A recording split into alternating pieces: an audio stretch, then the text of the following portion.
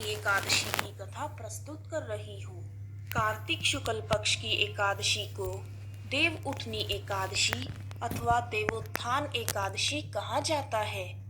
इस दिन भगवान विष्णु 4 माह के बाद अपनी निद्रा से जागते हैं। इस एकादशी को प्रबोधिनी एकादशी के नाम से भी जाना जाता है।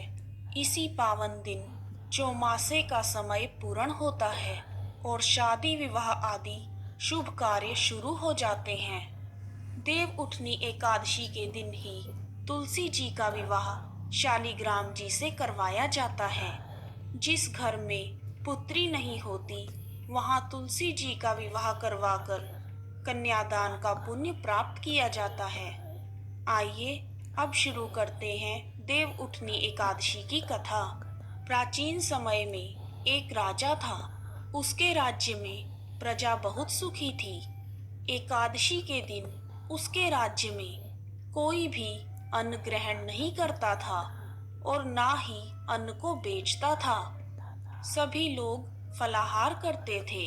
एक बार भगवान श्री हरि ने राजा की परीक्षा लेनी चाहिए। तब भगवान श्री हरि एक सुंदरी का रूप धारण करके सड़क पर बैठ गए। जब राजा वहां से गुजरा तो उसने सुंदरी को देखा और सुंदरी को देखकर राजा चकित रह गया। राजा ने उससे पूछा, हे सुंदरी, तुम कौन हो और इस तरह यहाँ बीच रास्ते में क्यों बैठी हो? तब वह सुंदर स्त्री बने हुए भगवान बोले, मैं बेसहारा हूँ। इस नगर में मेरा कोई जान पहचान वाला नहीं है।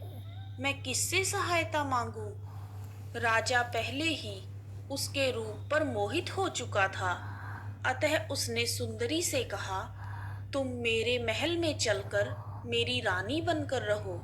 सुंदरी बोली, मैं तुम्हारी बात मान लूंगी, पर तुम्हें राज्य का अधिकार मुझे सौंपना होगा। राज्य पर मेरा पूर्ण अधिकार होगा। मैं जो भी बनाऊंगी तुम्हें खाना होगा। राजा उसके रूप पर मोहित था, इसलिए उसने सुंदरी की सभी शर्तें स्वीकार कर ली। अगले ही दिन देव उठनी एकादशी थी।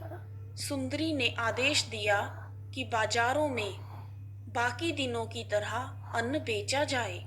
उसने महल में मांसाहारी भोजन पकवाया तथा परोसकर राजा को खाने के लिए कहा। यह देखकर राजा बोला, रानी, आज देव उठनी एकादशी है, मैं तो केवल फलाहार ही करूंगा। तब सुंदरी ने अपनी शर्त याद दिलाई और कहा, या तो खाना खाओ, नहीं तो मैं बड़े राजकुमार का सर कटवा दूंगी। राजा ने अपनी स्थिति अपनी बड़ी रानी से कही। तब बड़ी रानी बोली, महाराज, धर्म ना छोड़ें, बड़े राजकुमार का सर दे दें। पुत्र तो फिर मिल जाएगा, पर धर्म नहीं मिलेगा। इसी दौरान बड़ा राजकुमार खेल कूद कर वापस आ गया। माँ की आंखों में आंसू देखकर राजकुमार ने अपनी माँ से रोने का कारण पूछा। तब बड़ी रानी ने अपने राजकुमार को सारी बात बताई। इस पर राजकुमार बोला, मैं सिर कटवाने के लिए तैयार हूँ। पिताजी के धर्म की रक्षा जरूर होगी। राजा दुखी मन से राजकुमार का सिर देने के लिए तैयार हो गया। तब रानी के रूप में भगवान विष्णु ने प्रकट होकर असली बात बताई और कहा, हे राजन, तुम इस कठिन परीक्षा में उत्तीर्ण हुए। भगवान ने प्रसन्न मन से राजा को वर मांगने के लिए कहा। तब राजा बोला, हे प्रभु, हमारे पास आपका दिया हुआ सब कुछ है। आप हम पर अपना आशीर्वाद बनाए रखें और हमारा उद्धार करें। उसी समय वहां एक विमान उतरा। राजा ने बड़े राजकुमार को राज्य सौंप दिया और विमान में बैठकर परम धाम को चला गया। हे विष्णु भगवान, जैसे आपने राजा का उद्धार किया, उसी प्रकार कथा सुनने वाले पढ़ने वाले, हुंकारा भरने वाले, सभी का भला करना, सब पर अपनी कृपा बनाए रखना प्रभु। इस प्रकार देव उठनी एकादशी की कथा पूर्ण हुई। आइए अब शुरू करते हैं देव उठनी एकादशी की पूजा विधि।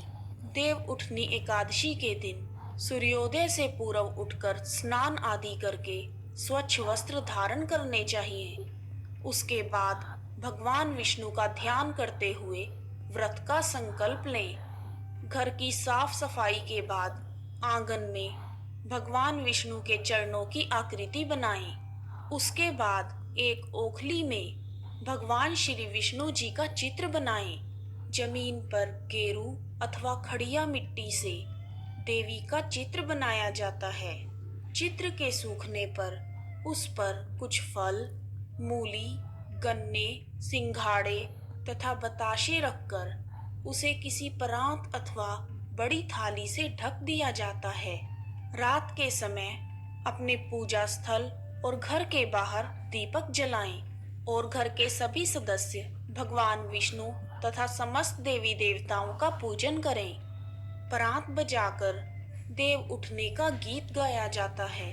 उठो देवा बैठो देवा, अंगुरिया चटकाओ देवा, नई सूत है नई कपास, देव उठाए कार्तिक मास।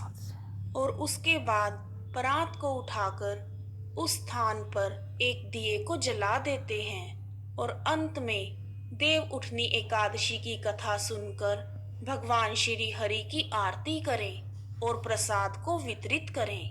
वीडियो को अंत तक देखने के लिए आप सभी का हार्दिक धन्यवाद। यदि आपको देव उठनी एकादशी की कथा और पूजा विधि पसंद आई है तो कमेंट बॉक्स में जय श्री हरि विष्णु भगवान लिखना ना भूलें। आप सभी का हार्दिक धन्यवाद। जय